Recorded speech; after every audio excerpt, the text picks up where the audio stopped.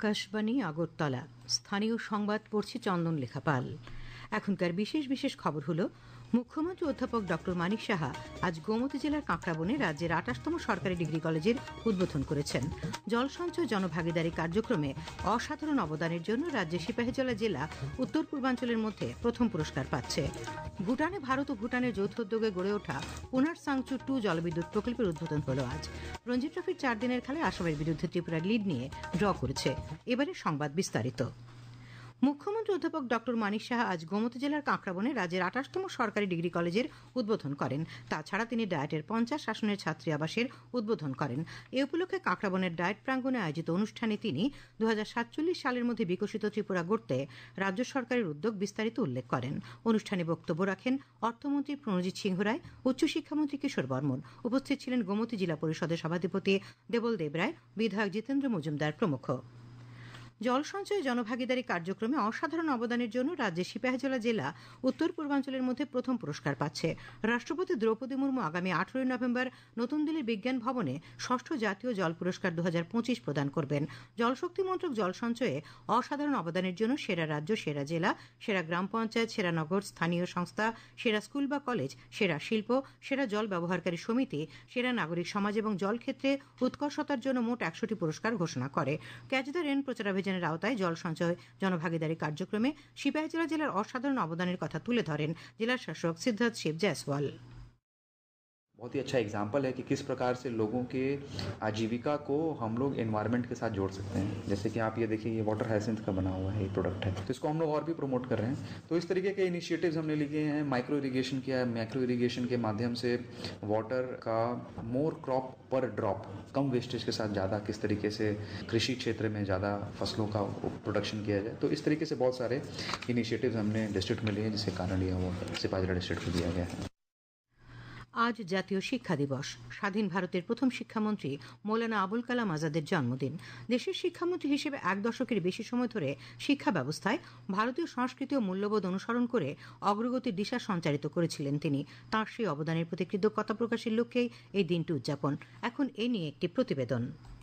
সারা দেশে বিভিন্ন স্তরের পড়ুয়াদের সুবিধার্থে চালু হওয়া ২০২০ জাতীয় শিক্ষানীতি আসলে স্বাধীনতার পর থেকে শিক্ষা সংক্রান্ত বিভিন্ন সিদ্ধান্তের পথ বেয়ে এক নতুন পথ চলার প্রয়াস। এক্ষেত্রে সর্বাত্মক ভাবনার ভিত্তি রচনার কাজ আসলে দেশের বরেণ্য সন্তান প্রথম শিক্ষামন্ত্রী মৌলানা আবুল কালাম আজাদের তত্ত্বাবধানেই শুরু হয়েছিল। সেখানে আছে আইআইটি স্থাপনের মতো পদক্ষেপের পাশাপাশি উজ্জ্বল, অন্তর্ভুক্তিমূলক এবং ভবিষ্যতের জন্য প্রস্তুত জাতির স্বপ্নের উপযুক্ত শিক্ষা ব্যবস্থায় রূপান্তরণের বিষয়ও।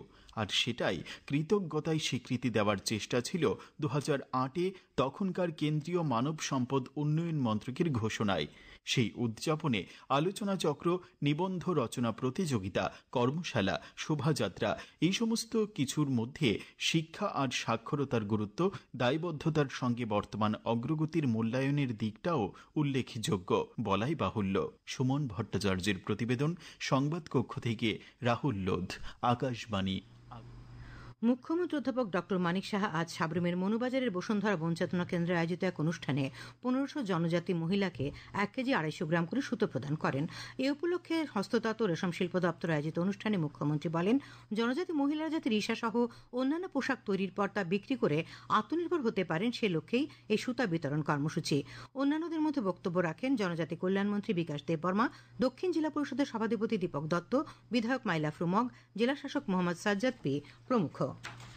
দক্ষিণ জেলার জোলাইবাড়ি দ্বাদশ স্কুলের বার্ষিক পুরস্কার বিতরণ অনুষ্ঠান ও শিক্ষক অভিভাবক সম্মেলন আজ অনুষ্ঠিত হয়। উপস্থিত ছিলেন সমবায় মন্ত্রী শুক্লাচরণ নোয়াতিয়া। এই স্কুলের প্রাক্তন ছাত্র, ত্রিপুরা হাইকোর্টের প্রাক্তন বিচারপতি স্বপন চন্দ্র দাস, বরিষ্ঠ শিশু বিশেষজ্ঞ ডক্টর নীলরতন মজুমদার, ক্যান্সার বিশেষজ্ঞ ডক্টর গৌতম মজুমদার প্রমুখ অনুষ্ঠানে উপস্থিত ছিলেন। খবর প্রচারিত হচ্ছে আকাশবাণীর আগরতলা কেন্দ্র থেকে। পুনার সাংচু 2 জলবিদ্যুৎ প্রকল্পের উদ্বোধনের মাধ্যমে ভারত ও ভুটানের মধ্যে সফল জ্বালানি অংশীদারিত্বের আরেকটি বড় মাইলফলক স্বাক্ষরিত হল।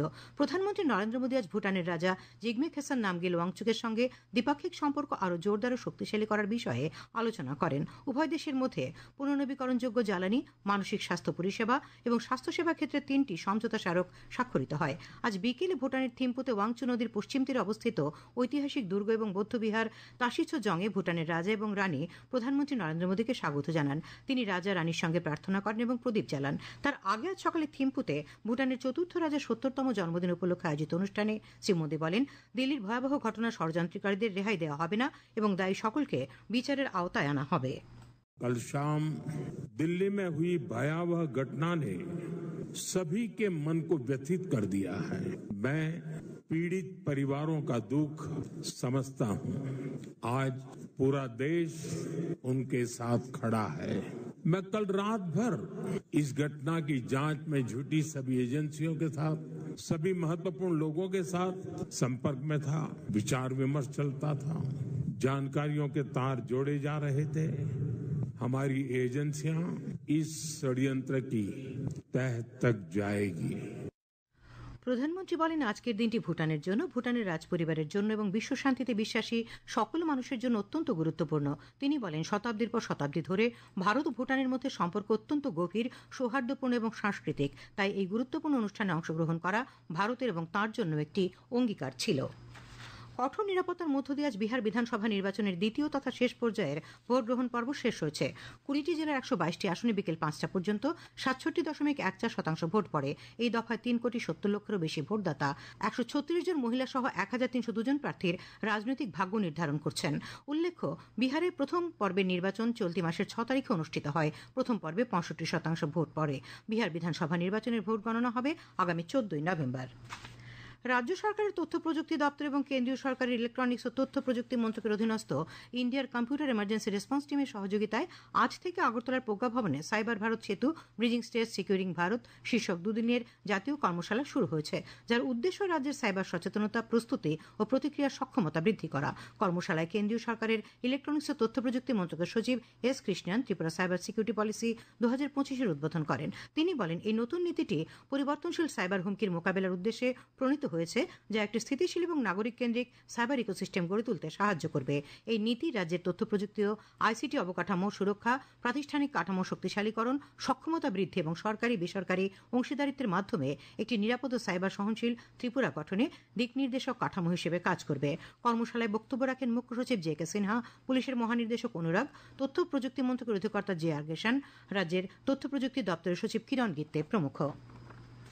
ভগবান বিরসা মুন্ডার 150তম জন্মজয়ন্তী জনজাতি গৌরব দিবস হিসেবে পালন করবে প্রদেশ বিজেপি।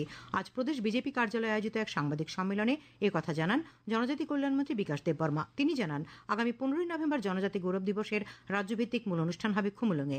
সেখানেই প্রথমবারের মতো একসঙ্গে 1200 জন শিল্পী ঐতিহ্যবাহী মামিতা নৃত্যে অংশ নেবেন। তাছাড়া আগামী 13 ও 15 নভেম্বর রাজ্যের বিভিন্ন জেলায় প্রদেশ বিজেপির পক্ষ থেকে নানা কর্মসূচি হবে। তিনি আরও বলেন, রাজ্যের প্রতিটি জেলায় শোভাযাত্রা, হলসভা, বিভিন্ন জনজাতি ব্যক্তিত্বকে সম্বর্ধনা জানানো হবে। প্রতিটি একলব্য স্কুলে ভগবান বিরসা মুন্ডার জীবন কাহিনী তুলে ধরা হবে।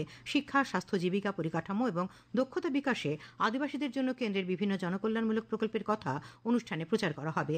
তিনি বলেন, আগরতলার 15 নভেম্বর সকালে এক শোভাযাত্রার আয়োজন করা হবে। ঊনকোটি জেলার জেলা স্বাস্থ্য আধিকারিক ডক্টর সঞ্জয় রুদ্রপালা জানিয়েছেন, কৈলাসহর সংলগ্ন বিভিন্ন অঞ্চলে ডেঙ্গুর প্রাদুর্ভাব মোকাবেলায় স্বাস্থ্য দপ্তর প্রয়োজনীয় উদ্যোগ নিয়েছে। বিভিন্ন এলাকায় স্বাস্থ্য শিবির করে বিনামূল্যে ওষুধপত্র বিতরণ করা হচ্ছে। খেলার খবর, রঞ্জি ট্রফির 4 দিনের খেলায় আসামের বিরুদ্ধে ত্রিপুরা লিড নিয়ে ড্র করেছে। এমবিবি স্টেডিয়ামে 3 উইকেটে 78 রান থেকে চতুর্থ তথা শেষ দিনে খেলতে নেমে আসাম দ্বিতীয় ইনিংসে দিনের শেষ পর্যন্ত লড়াই করে 7 উইকেট হারিয়ে 367 রান করে। দলের পক্ষে দলনেতা ডেনিস দাস 103 ও শিবশঙ্কর রায় অপরাজিত 101 রান করেন। রাজ্য দলের পক্ষে অভিজিৎ সরকার 70 রানে 3 উইকেট পান। তার আগে রাজ্য দল 7 উইকেটে 602 রানে প্রথম ইনিংসের সমাপ্তির ঘোষণা করে। জবাবে আসাম আজ প্রথম ইনিংসে সবকটি উইকেট হারিয়ে 238 রান করে। ম্যাচে লিড নিয়ে ত্রিপুরা 3 ও আসাম 1 পয়েন্ট পায়। এ পর্যন্ত রঞ্জি ট্রফিতে এবারের আসরে রাজ্য দল 4 ম্যাচ থেকে 6 পয়েন্ট সংগ্রহ করেছে। জাতীয় সাব জুনিয়র অনূর্ধ্ব 15 দাবায় মেয়েদের বিভাগে ভারত ছেড়া হয়ে আজ রাজ্যে ফিরেছে আন্তর্জাতিক মাস্টার অর্ষিয়া দাস। রাজ্যে ফিরে অর্ষিয়া জানায়, তার লক্ষ্য আসন্ন বিশ্ব দাবার আসরে ভালো ফল করা। আগরতলা বিমানবন্দরে রাজ্যের সেরা দাবাড়ুকে স্বাগত জানায় রাজ্য দাবা সংস্থা। উপস্থিত ছিলেন দাবা সংস্থার সভাপতি অভিজিৎ মল্লিক এবং অন্যান্য কর্মকর্তারা। আবহাওয়া, আগামীকাল আকাশ আংশিক মেঘাচ্ছন্ন থাকবে। সকালে হালকা থেকে মাঝারি কুয়াশা পড়ার সম্ভাবনা রয়েছে। আগামীকাল দিনের সর্বোচ্চ তাপমাত্রা 30 ডিগ্রি সেলসিয়াস এবং সর্বনিম্ন 20 ডিগ্রি সেলসিয়াসের কাছাকাছি থাকতে পারে। শেষ করার আগে খবরের বিশেষ বিশেষ অংশগুলি আরেকবার। মুখ্যমন্ত্রী অধ্যাপক ডক্টর মানিক সাহা আজ গোমতী জেলায় কাঁকড়াবনে রাজ্যের 28তম সরকারি ডিগ্রি কলেজের উদ্বোধন করেছেন। জল সঞ্চয় জনভাগিদারি কার্যক্রমে অসাধারণ অবদানের জন্য রাজ্যের সিপাহীজলা জেলা পুরস্কৃত হচ্ছে। ভুটানে ভারত ও ভুটানের যৌথ উদ্যোগে গড়ে ওঠা পুনার সাংচু জলবিদ্যুৎ প্রকল্পের উদ্বোধন হয়েছে। রঞ্জি ট্রফির 4 দিনের খেলায় আসামের বিরুদ্ধে ত্রিপুরা লিড নিয়ে ড্র করেছে। স্থানীয়